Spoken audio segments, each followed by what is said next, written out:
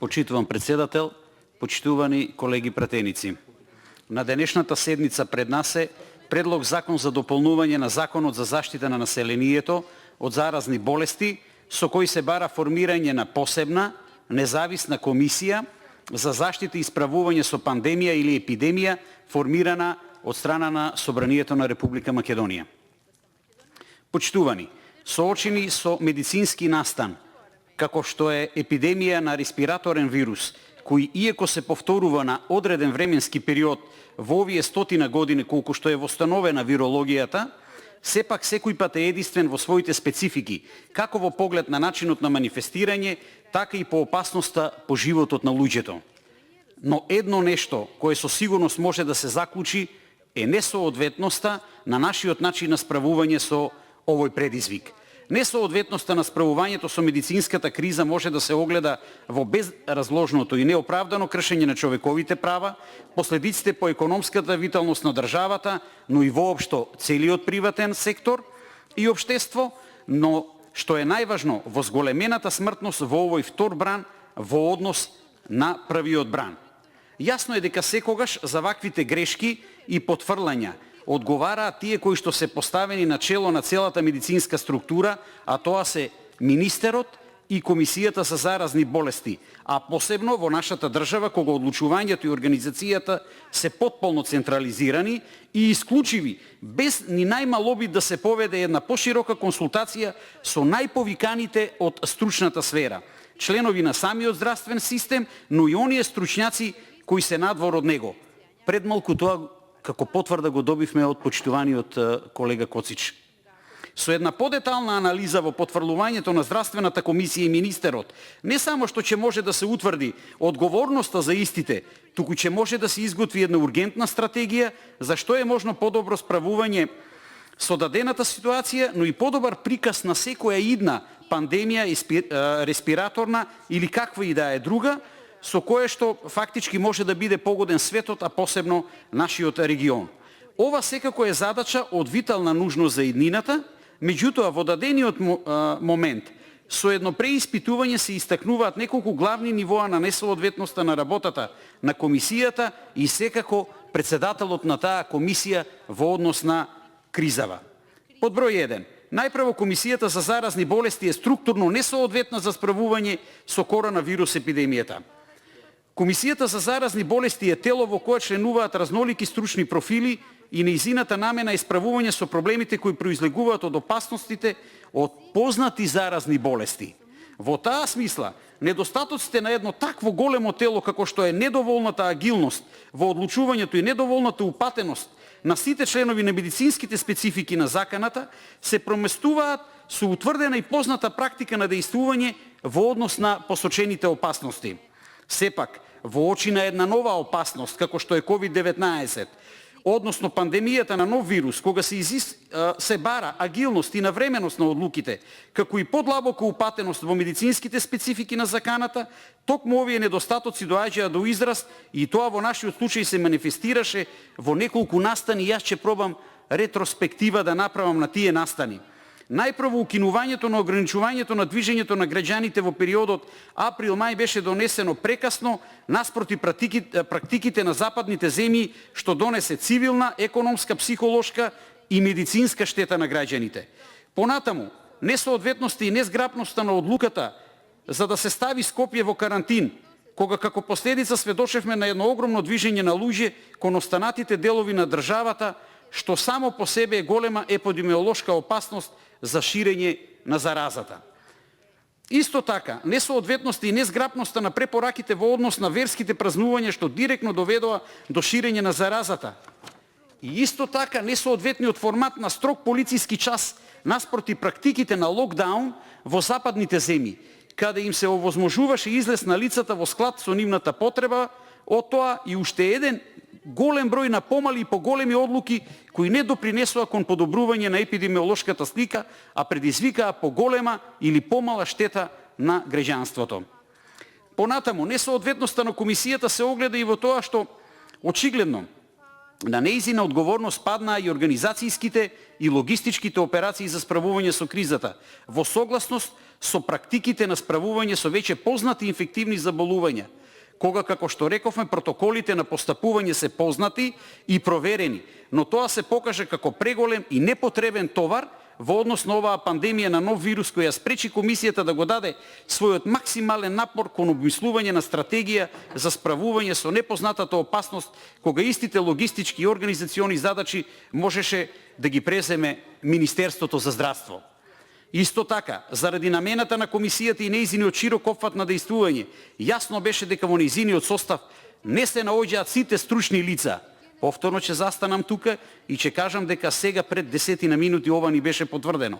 Сите стручни лица специјализирани за респираторни заразни заболувања, што во случај на епидемија на нов респираторен вирус е речиси нужен услов. Понатамошното одбивање да се ангажираат и консултираат истите е недозволено и срамно занемарување на стручните ресурси во државата, кои онака не се на завидно ниво. Во секој случај, можеше барем да се оформи едно советодавно тело од истакнати стручњаци за респираторни болести, кој ќе ги следеше секојдневните наоди во врска со вирусот на дневно ниво и ќе беше од непроценлива вредност за здравствената комисија во смисла на информираноста на нивните одлуки. Под 2. Комисијата за заразни болести потврди на научно ниво во однос на постапките за справување со епидемија. Имено, доколку предпазливоста и обидот да не се сгреши беше прифатлив во првиот месец заради непознатоста на вирусот и болеста што ја предизвикува, веќе после тој период почна да излегуваат научни трудови, сознанија и практики, кои овозможуваат да се оформат солидни критериуми на тријажа и протоколи на лекување и третирање на средно тешките и најтешките случаи на заболување, кои требаат да бидат јасно дефинирани и да се обидат да постапуваат согласно нив. Се чини според укажувањата на стручњаците кои не беа дел од комисијата, се остануваше и инсистираше предолго и непотребно на третмани кои не даваа резултат, а се употребуваа лекови чие дејство не беше до крај јасно. Сето тоа, почитувани колеги, кулминираше со денешните бројки на починати. Исто така, во поглед на тестирањето повеќе пати беше укажано на битноста на серолошкото истражување, како во поглед на дијагностицирањето на болеста, така и во поглед на скрининг за утврдување на општа епидемиолошка слика. Меѓутоа, освен едно невешто испитување на еден дел од популацијата во Дебар, чии резултати беа полупречутно соопштени, никогаш не се примени тој метод на дијагностицирање на едно поопстојно ниво. Наспроти тоа се инсистираше на PCR тестовите, кои си имаат своји слабости, посебно во делот на дијагностицирањето на болеста, па со самото тоа се оневозможи и да има една прецизна постапка на тријажа на заболените. Исто така, упорно и тврдоглаво се одбиваше да се вршат обдукции со нејасни изговори, иако тоа е основниот инструмент на медицината за стекнување на знаење во делот на болеста и вирусот, кои се од непроценлива важност. Како за постапките, така и за самиот протокол на лекување.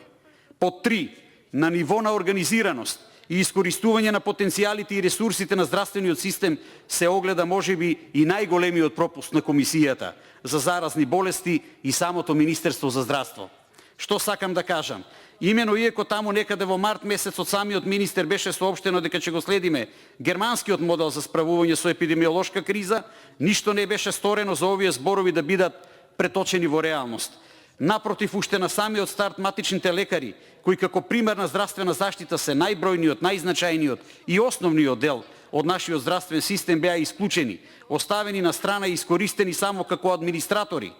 за проследување на инфицираните во централизираното управување на инфективната клиника, со нејасни објаснувања и страв дека тие не можат да се справат со полесно и средно болните случаи на ковид, што доведоа до преоптоварување на капацитетите и персоналот на клиниките во Скопје, а без видлив ефект во поглед на смртноста од болеста.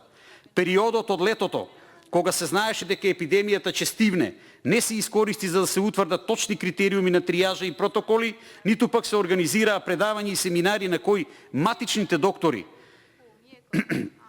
ќе се оспособеа да ги извршуваат овие битни функции кои ќе овозможеа најстручните и најопремените ресурси да се справуваат само со најтешките случаи, што во секој случај ќе допринесеше за зголемување на негата, кој во овие случаи би ја добиле, а на кој всушност најмногу и им треба.